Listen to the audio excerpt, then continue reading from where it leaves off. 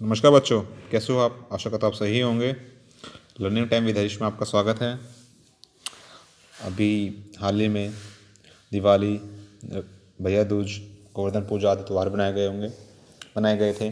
आशा करता हूँ आपने त्योहारों का आनंद लिया होगा। तो पिछले 3 दिन से पढ़ाई बाधित रही। आइए अब इस पढ़ाई को हम आगे बढ़ाते हैं। देखते हैं इस वर्कशीट के अंदर क्या है।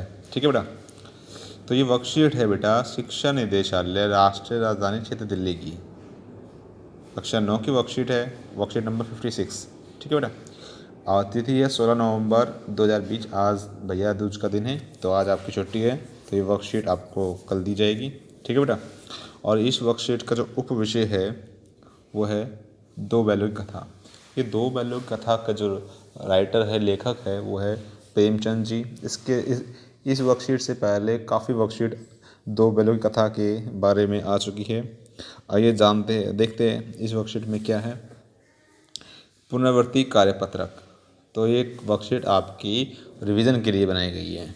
किस किस टाइप का रिवीजन आप जानना चाहते हैं? तो ये रिवीजन है, गद्यांश को पढ़कर प्रश्न के उत्तर दे। एक गद्यांश दे रखा है और उसके प्रश्नों के उत्तर आपको देने हैं। ठीक है, चलो पढ़ते हैं क्या है इस गद्यांश के अंदर।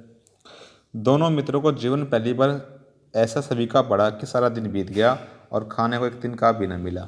और यह दोनों मित्रों जो शब्द है वो यूज़ किया गया है हीरा और मोती के बारे में, यानी उस दिन उनको खाने का एक दिन का भी नहीं मिला। समझ ही में ना आता था ये कैसा स्वामी है, इसे तो गया फिर भी अच्छा था। यहाँ कई भैंसें थी, कई बकरियाँ, कई घोड़े, कई गधे, पर किसी के सामने चारा ना था।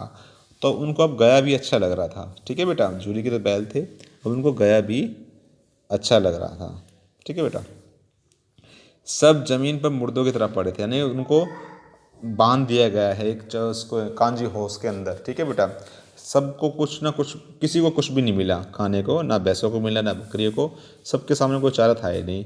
सब जमीन पर मुर्दों की तरह पड़े थे। कई तो इतने कमज़ोर हो गए थे कि खड़े भी नहीं हो सकते थे। ठीक है, उनमें से कई इतने कमज़ोर हो गए थे वो खड़े भी नहीं हो पा रहे थे। सारा दिन दोनों मित्र फाटक की ओर टकाटकी लगाए ताकते रहे, पर कोई चारा लेकर आता ना दिखाई दिया। यानी उनको इंतजार था कोई ना कोई चारा लेकर तो आएगा आएगा, लेकिन कोई भी उस दिन नहीं आया। तब दोनों ने दीवार की नमकीन मिट्टी को चाटनी शुरू की, पर इससे क्या तृप्ति होती। जब कोई चारा नहीं मिला तो दोनों ने जो दीवार पर नमकीन मिट्टी थी उसको चाटना शुरू कर दिया। रात को जब कुछ भोजन न मिला तो हीरा के दिल में विद्रोह की ज्वाला दहक उठी। अब भूखा क्या ना करता, कहावत है ना, जब इंसान को भूख लगती है तो क्या करता है। तो ऐसे ही जानवरों को उनको जब कुछ भोजन नहीं मिला तो हीरा के दिल में विद्रोह की ज्वाला दहक उठी। दहक मीन्स जलना होता है। ठीक है। मोती से बोला, अब तो नहीं जाता मोती। मोती ने सिर लटकाए हुए जवाब दिया, मुझे मालूम होता है प्राण निकल रहे हैं। जब इंसान के जब प्राण निकल रहे होते हैं जानवरों के, तो कुछ ना कुछ उपाय करते ही है।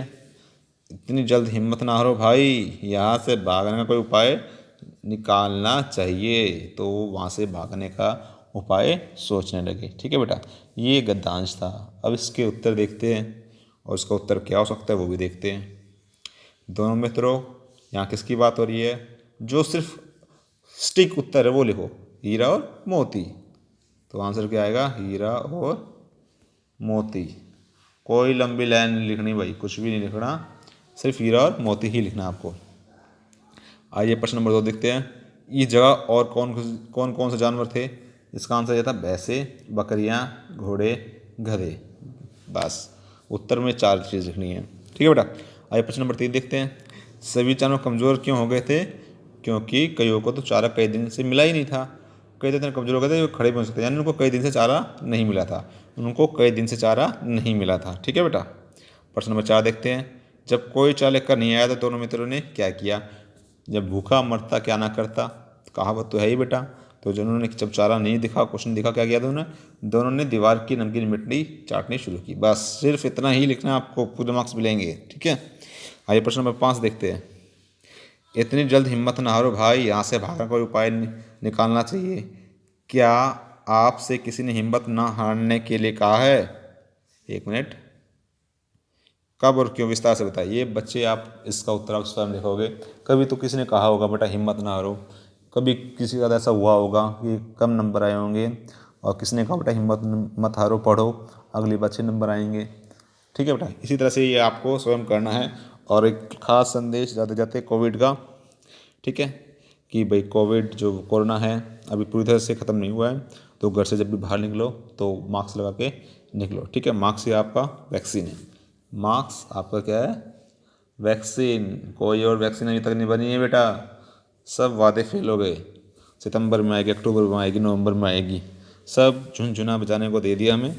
ठीक है, तो इसका आपको क्या करना है, सिर्फ आपको मास्क लगाना है। ठीक है, आशा करता हूँ ये वर्कशीट आपको अच्छी तरह समझ में आ गई होगी। अगर समझ में आ गई होगी तो वीडियो को लाइक और सब्सक्राइब भी कीजिए। अगर किसी बच्चे का कोई डाउट है तो कमेंट सेक्शन में जाकर कमेंट कर सकता है। धन्यवाद।